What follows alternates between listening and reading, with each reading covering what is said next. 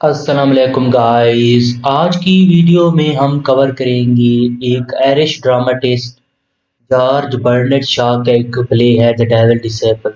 ہم اس ویڈیو میں اس کے ڈرامہ کی سمری کو دیکھیں گے اور اس کے جو کریکٹر ہیں ان کو پڑھیں گے۔ اور ڈرامے کو شروع کرنے سے پہلے میں آپ لوگوں کو ڈرامے کے بارے میں جو اس کے کچھ کی انفارمیشن ہے اس کے بارے میں آپ لوگوں کو بتانا چاہتا ہوں۔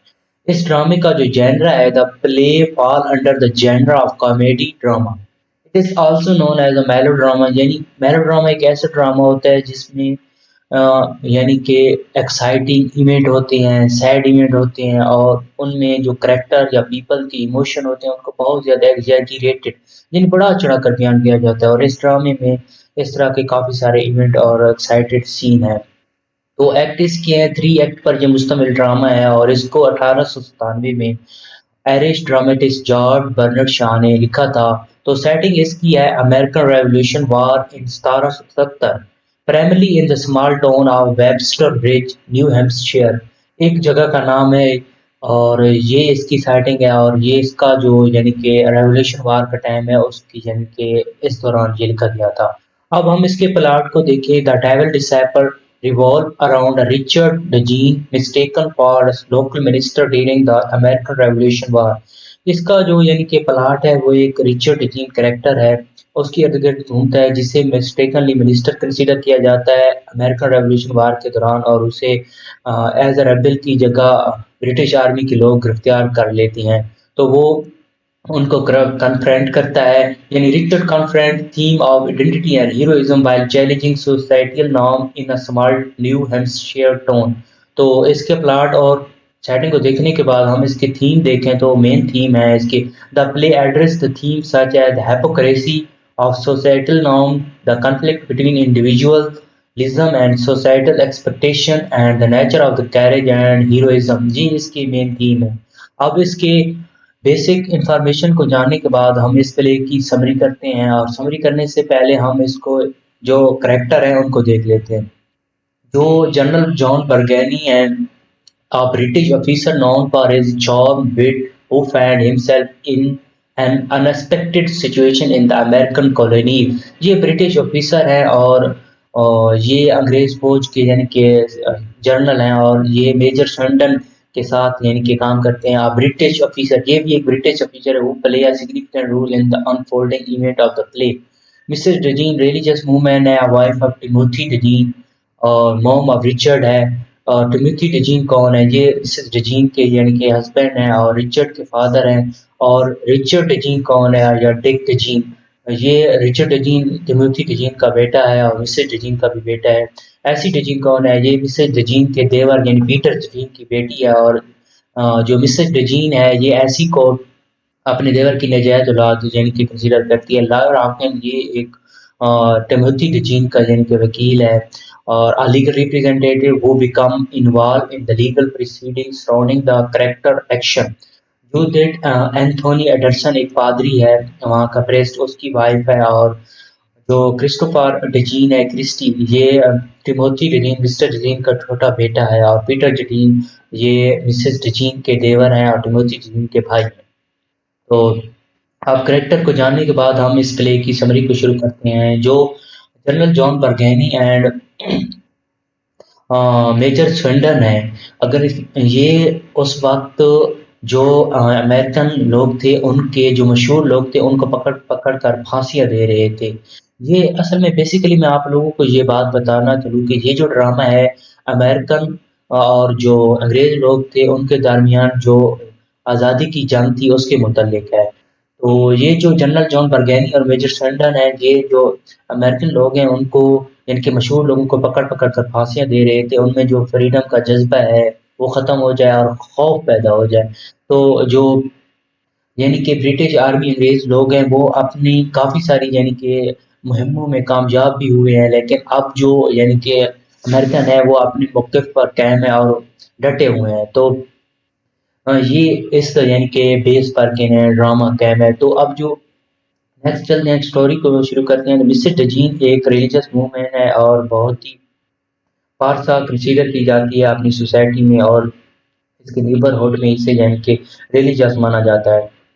तो ऐसा नहीं है, ये अपने बेटे रिचर्ड को घर से बाहर निकाल देती है। रिचर्ड जो है वो अनकन्वेंशनल थॉट का मालिक है, और जो ट्रेडिशनल रिलीजियस है उसके ऊपर नहीं चलता, यानी कि वो डेविल डिसेबल अपने आप को, यानी शैतान का चेला कहलाता है। तो टिमोथी डीजीन जो है उसका भाई पीटर डीजीन को रेबल करार दिया है अंग्रेज फौज ने, और उसे स्प्रिंग टाउन एक जगह का नाम है जहाँ अंग्रेज लोगों का यानी कि हेडक्वार्टर है, वहाँ पर फांसी होने वाली है। और टिमोथी डीजीन की ये ख्वाहिश है कि वो उनके यानी कि आखिरी वक्त में उनके साथ यानी कि होना चाहता है। तो ये उसकी ख्वाहिश है। और मिसेस डजीन यानी कि जो टिमोथी डजीन की वाइफ है, वो एक यानी कि रिलीजियस वूमन मानी जाती है, लेकिन ऐसा है नहीं। तो इतने में क्रिस्टी, जो मिसेस डजीन का क्या है छोटा बेटा है, वो एंथोनी एडरसन के पास खबर लेकर आता है कि जो यानी कि मेरे बाप टिमोथी डजीन है उनको बुखार हुआ है और वो यानी कि मर गए हैं। तो ये खबर सुनकर जो मिसेस डजीन होती है वो यानी कि परेशान, यानी कि बहुत ही गमज़दा होती है और अपने शौहर को गालियाँ देती है और बुरा भला कहती है, और कहती है मैं ना कहती थी कि आपने यानी कि पीटर डजीन की यानी कि फांसी की तरफ ना जाओ, मैं उनको रोकती रही लेकिन वो फिर भी गए, यानी इस बात पर वो बहुत ज़्यादा यानी कि अपने शौहर को बुरा भला कहती है। और जो एंथोनी एडरसन है, वो यानी कि इसी चीज़ का यानी कि अफ़सोस करने के लिए मिसेस डजीन के पास आती हैं, और उसे जब देखते हैं तो वो उन्होंने अपना रो-रो कर बहुत यानी कि एक हाल बुरा किया हुआ था। ऐसा लग रहा था कि उनके ईश्वर की मौत उनके ऊपर बहुत सदमा की लेकर टूट पड़ी है। तो इस वक़्त वो जो यानी कि एंथोनी एडरसन होता है, वो मिसेस डीजीन को बताता है कि मौत के वक़्त जो टिमोथी डीजीन थे ना, उनका उसके बेटे रिचर्ड डीजीन के साथ यानी कि अच्छा बिहेवियर था, और उसके साथ उसका यानी कि प्यार भी था, और उसने अपनी सारी जायदाद रिचर्ड डीजीन के नाम कर दी है, जिसे डिक डीजीन भी कहते हैं। तो मिसेस डजीन ये सुनकर बहुत यानी कि गमज़दा होती है, और उसे बहुत गुस्सा आता है, और अपने बेटे रिचर्ड को वो रफ़ीन, हरामी कहती है, और कहती है कि उसे ऐसा नहीं करना चाहिए, और वो एंथोनी एडरसन के ऊपर भी आग बबूला होती है कि आपने उसे ऐसा करने से क्यों नहीं रोका था।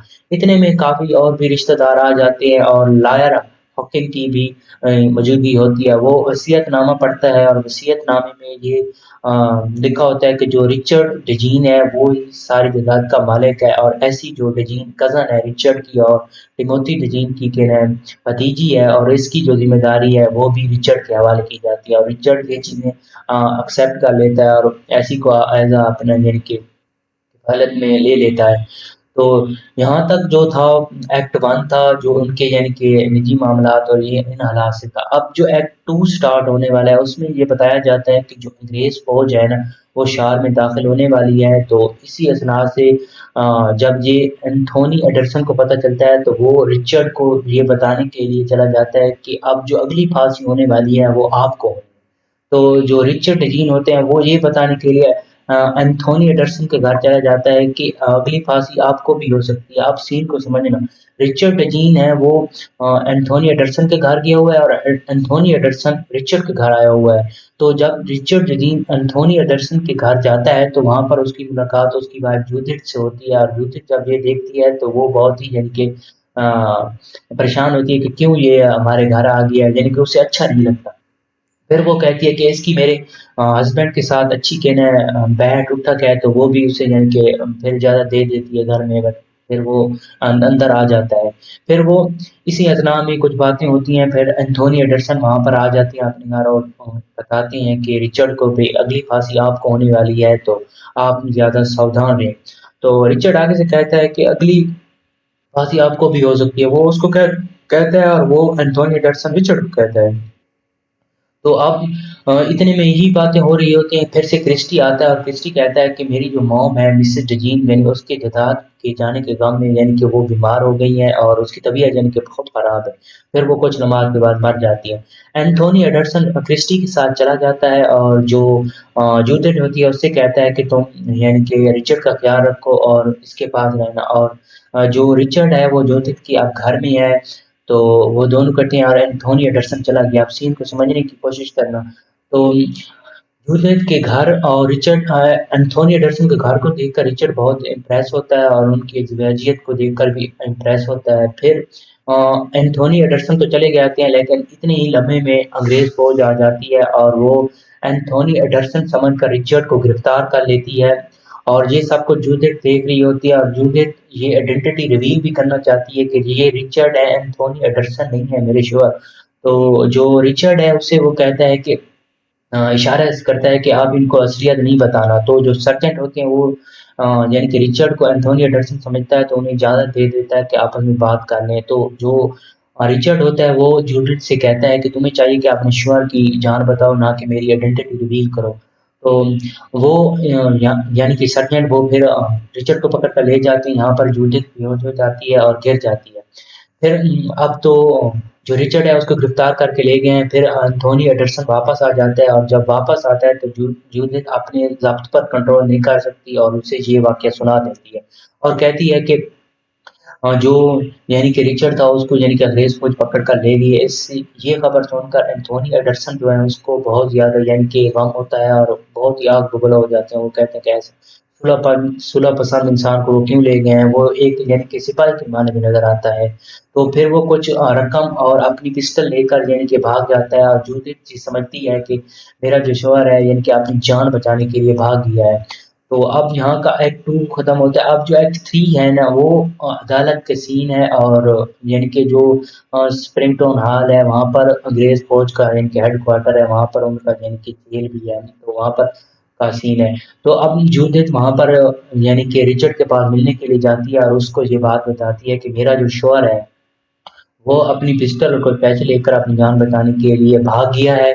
तो आपको आप अपनी आइडेंटिटी रिवील कर देनी चाहिए और ताकि आपकी जान बच जाए। और फिर कुछ बातें होती हैं, फिर वो कहती है कि ये तुम सब मेरे लिए तो नहीं कर रहे। उससे रिचर्ड कहता है नहीं, इसमें कोई किस्म का कोई गर्ज नहीं है, हत्ता कि मैं अपनी जान बचाने की खातिर किसी के घाटे में अपना फंदा यानी कि फांसी का नहीं डाल सकता।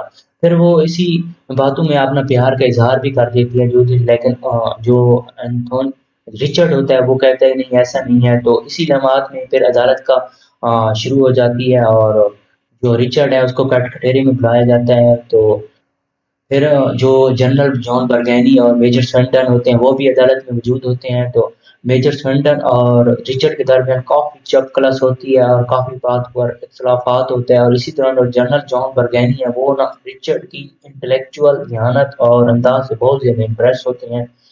तो फिर रिचर्ड को सारी अदालत की यानी कि इन्वेस्टिगेशन के बाद सज़ाए मौत सुनाई जाती है। तो इस पर जो जूडिथ है वो ये चीख कर यानी कि कह देती है कि ये एंथोनी एडरसन का रिश्वत नहीं है, ये तो रिचर्ड है। फिर गवाहों को तलब किया जाता है तो ये साबित भी हो जाता है कि वाक़या ये एंथोनी एडरसन नहीं है और रिचर्ड है।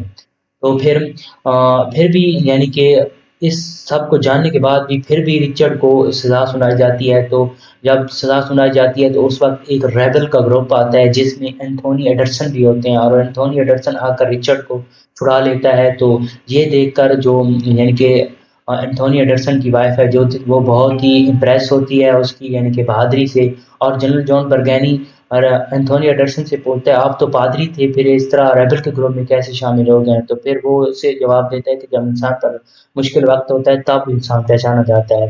तो इसी तरह जो अंग्रेज़ फ़ौज है वो यानी कि अमेरिकन लोगों के यानी कि मौक़िफ़ की वज़ह से बहुत परेशान हो चुकी थी और कुछ पॉलिटिकल वजूहात की वज़ह से उन्हें ये रिचर्ड को बाद में छोड़ दिया जाता है और रिचर्ड जो अपने आप को डेविल डिसेबल कहता था उसे यानी कि एक अच्छा इंसान बन जाता है। और जो एंथोनी एडरसन है जो अपने आप को पादरी मानता मानता था वो रेबेल बन जाता है। फिर रिचर्ड डीजीन जो है वो अपने इस एक्ट की वज़ह से बहुत ही मकबूल होता है और फिर वो उसको छोड़ दिया जाता है। और जो एंथोनी एडरसन है वो भी अपने मामलात और जनरल जॉन बरगैनी वो भी अपने मामलात को सरअंजाम देने के लिए चले जाते हैं और इस तरह से ये ड्रामा एंड हो जाता है।